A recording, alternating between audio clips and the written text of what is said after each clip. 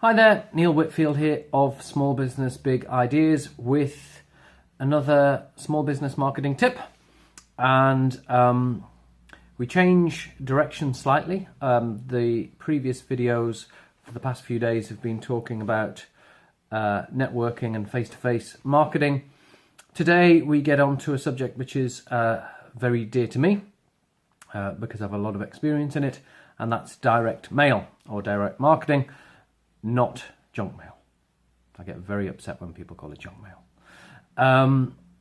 It's an interesting one. I'm recording this video in February of 2018, and the reason I say that is I think there has been certainly a shift in people's perceptions and mindset in recent months, I would say, back towards direct mail. And there's a number of reasons for that. Direct mail, as I mentioned at the start, or junk mail, I think had a not so great reputation. And I'm long in the tooth enough to know this because I was working for agencies which were producing a lot of direct mail back in the late 90s, early 2000s. And it was really before email had taken off in the way that it has now.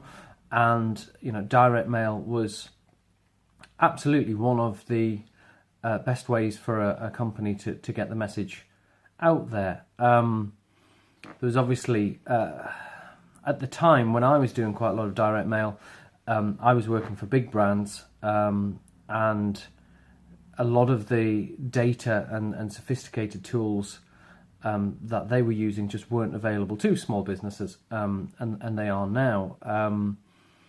But going back to why people's attitudes towards direct mail has changed, I think, firstly, everybody is getting pretty sick of getting 17 million emails every day. I'm probably not reflective of the normal population because I've signed up to every single list and lead magnet, and I'm on everybody's email list. So I literally do have to spend a good 10 minutes or so every day wading through the emails from all the various different lists that I'm on. But even normal people, I know are getting sick of emails, and that is reflected in open rates for emails declining at a pretty sharp level, and certainly readability and click-through rates have also taken a decline, and it just comes down to overwhelm. Pretty much like back in the day before you could fast forward your telly ads, people were getting a little bit overwhelmed and sick of the TV ads, so engagement figures on the TV went down. Well, similarly, engagement for email is going down just because there's so much of it about. And people now, with smartphones, with your email accounts on, you know, it's not just that you get email at work. You know, you'll have at least one or possibly two. I've got 3 personal email accounts, all of which need careful tending and management, so you can just get sick of it. So that is causing people to think differently about direct mail. I think the other thing which has happened is, as companies have realised that, you know, they can email people for free, really. Once you've got an email autoresponder, then it doesn't cost you to send an email. So a lot of companies thought, right, this is the best way to speak to potential prospects and existing customers. And what that's meant is that direct mail has, in recent years, the last 10 years or so, it hasn't been as commonly used. So where it used to be that people were sick of getting a large number of direct mail messages on the doormat, and therefore it was a situation where there was a lot of clutter and it was hard to cut through. Now, what do you get in the post? It's gone back almost, it's gone back on itself, so that nowadays you're getting so many emails it's hard to stand out. But if you actually get something interesting in the post, then you're far more likely to engage with it, which is, full circle from 15 years ago. So there is also the elephant in the room, which is GDPR, and I'm getting bored of talking about it, but in the UK and Europe in May, there's a thing happening called GDPR, which is General Data Protection Regulation. I support where it's coming from. It's making people get their act together with regard to their use and controlling of customers' data. But everybody's running around saying the sky's falling in and it's all going to be terrible, and probably not, it isn't. But it is going to affect the way that companies use and process their customers and their prospects' data. So this is going to have an impact on people's email lists. Something which I've looked at this in the long term. There's a lot of people out there who've got large email lists, and if they're having to email out to people and say, do you want to opt in again, please, then large numbers won't. So Mr. Company with a large email list who needs that email list to fund his business, if that large email list becomes a small email list, then they're going to be probably throwing quite a lot of money at making it a large email list again, which I think post GDPR, one of the things which I don't think many people have talked about, but I do, is I think that's going to be one of the things which sparks off a pretty significant increase in the price of the likes of Facebook ads, because I think all those people who've had an email list decimated overnight will be throwing a lot of money at Facebook to get people opting back in under the new conditions so that their email list grows. Anyway, that's a tangent. Back to direct mail. So, I think direct mail now is certainly more attractive in terms of the engagement that you will get. Whether it's business to consumer or business to business, I think that the standout of a direct mail piece, if it is highly targeted and correctly targeted, is going to be pretty great. So, I mentioned before, when I was doing lots of very large volume direct mail campaigns for big companies, the sort of data and targeting options that they had access to were just out of reach of your typical small business. And thankfully these days that isn't the case. There are various different providers out there who can basically offer services to small businesses, which makes it very affordable and within everybody's reach. I can talk about them later, because I think one of the fundamental questions that you've got to ask, if you accept that direct mail could be a good strategy to use or a good tactic to use, slap myself on the wrist there, confusing my marketing strategy and my marketing tactics. If you consider direct marketing is a good tactic to use, then you need to work out who you're going to be sending your mail pieces to. And the first question I think you need to ask is, are you going to be using as a prospecting exercise? So sending direct mail to people who aren't current customers, or are you going to be sending it to your current customers as a way to build the relationship? Because the answer to that question will very much set you off on two divergent paths. There are pros and cons of both strategies. Obviously, if you are speaking to your current customers, as long as you have their permission to do so, then it's something that you can probably control yourself with your own database and even producing your own letters. A prospecting exercise is far more likely to need somebody else's help to get you that data and to produce some creative. So you need to work out if it's going to be speaking to people who aren't customers, or if it's going to be speaking to your current customers. If it's non-customers, so if it's prospects, then you need to work out, is it cold prospects who have no relationship with you whatsoever? And if that's the case, then you are likely to have to get a third party involved to get you some data. Now, there are companies out there, the likes of Experian and iMail, who can both, well, Experian has got a lot of data. They're one of the big credit checking companies, so they've got a lot of consumer data, and you can come up with some very, very detailed targeting. They do business to business. They also do business to consumer. iMail has access to a lot of data. iMail is one of the mailing providers who got in when the Royal Mail franchise was loosened. So iMail, the advantage of iMail is they've got access to the data, but they can actually mail out stuff for you. So I'd suggest you check out either Experian or iMail and have a look at what they can provide for you in terms of the targeting, because ultimately the targeting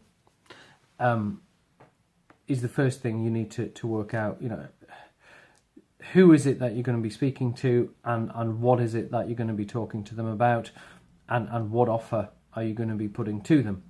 If it's cold traffic, cold data, then, you know, given what we know about only 3% of any target market being in a ready-to-buy position at any one point in time, if you put a message out there through direct mail to potentially highly targeted customers, and your message is buy my stuff now, it's likely to fail because you're shooting at a moving target and you're more likely to miss. If you see your direct mail piece as the start of a nurturing relationship, then it could work. It could work to build that relationship and potentially get people engaging with you on other channels. Because one thing with direct mail, it does have to go in the post, so it's not the cheapest. Even using bulk volume discounts, you're going to be talking potentially 45, 50p to get something created and mailed out to people. If you've then got to buy data on top of that, you might be talking something like 60p. Anyway, what I'm saying is it's potentially quite an expensive exercise to be continually mailing stone cold prospects. What I think is possibly better is if you integrate direct mail into your prospecting and nurturing system, so that potentially you might engage with them over other channels, possibly online, social media, video.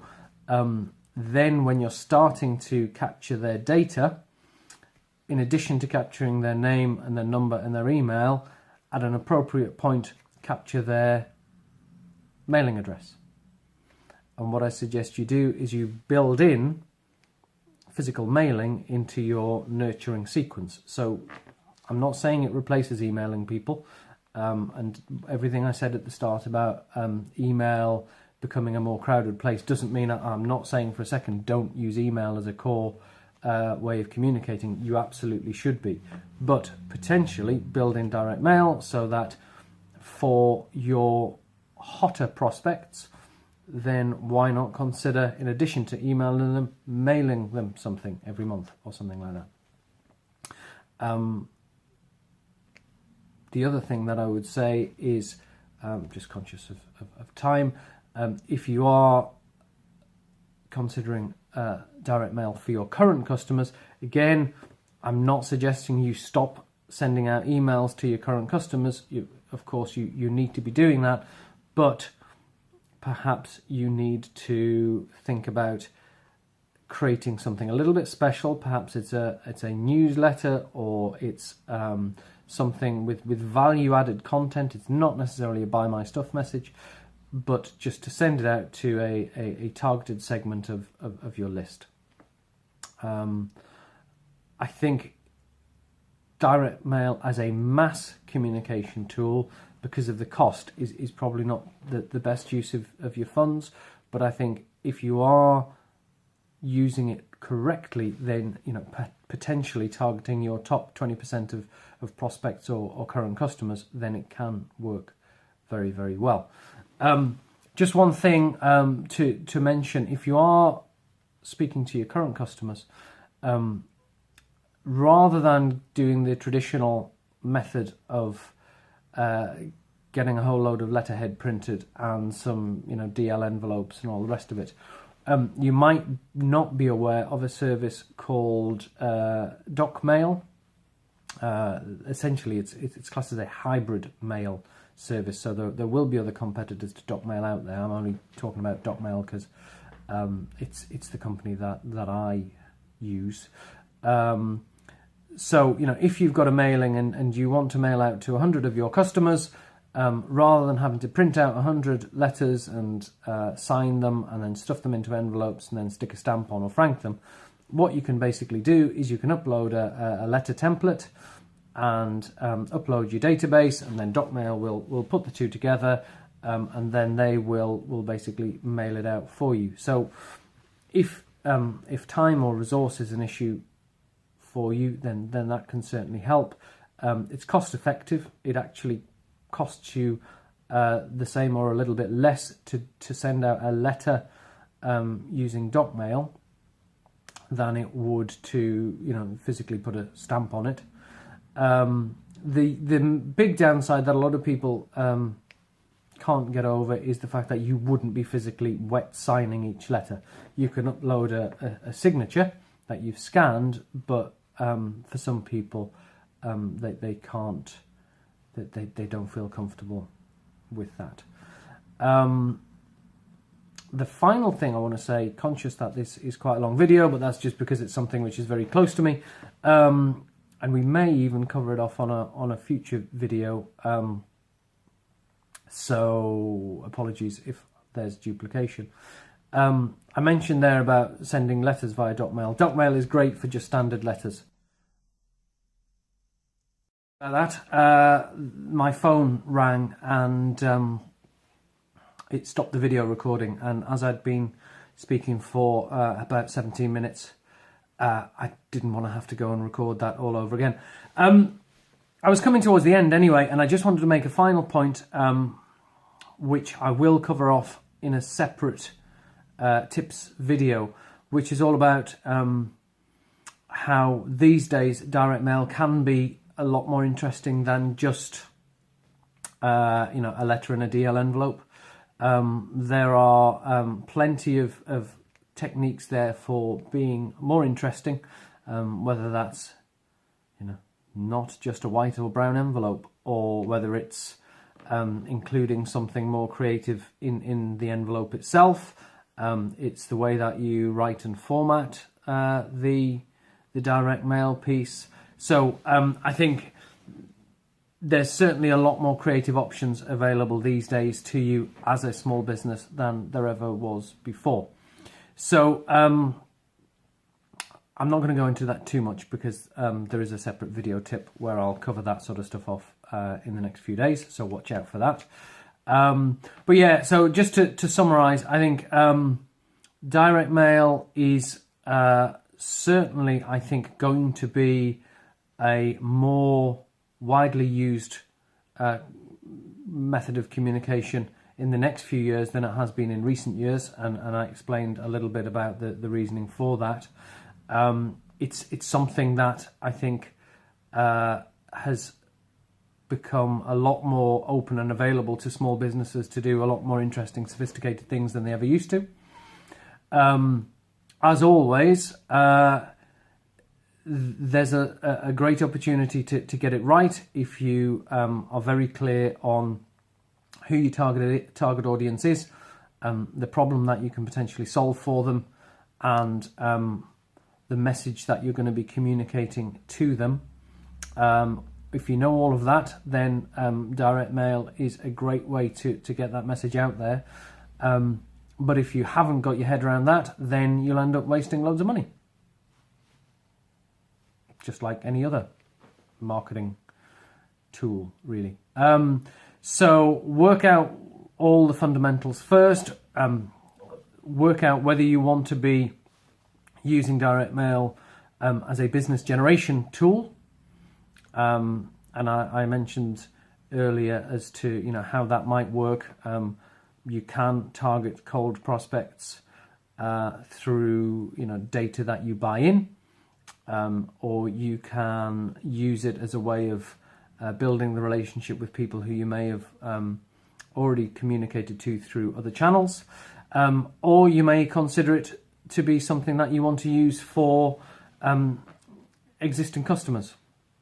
So adding it to your normal, say, email communications to get something printed and send out to your top 10 or 20% of your customer base to make them feel really valued and special. So I think that you are limited only really by your imagination with what you can do with direct mail these days. It is something that I think as a small business owner you should be thinking about, whether you are targeting consumers or businesses. I think there is certainly scope to use direct mail for both, but it's just it's another method of communication, so it's got to be right for you, and you need to have worked out fundamentally the questions that I posed just a couple of minutes earlier about your target audience and your message to work out whether direct mail is going to be right for you. So bit of an epic today. Apologies for the interruption halfway through, and I shall see you tomorrow to talk a little bit more about direct mail. Thanks, bye.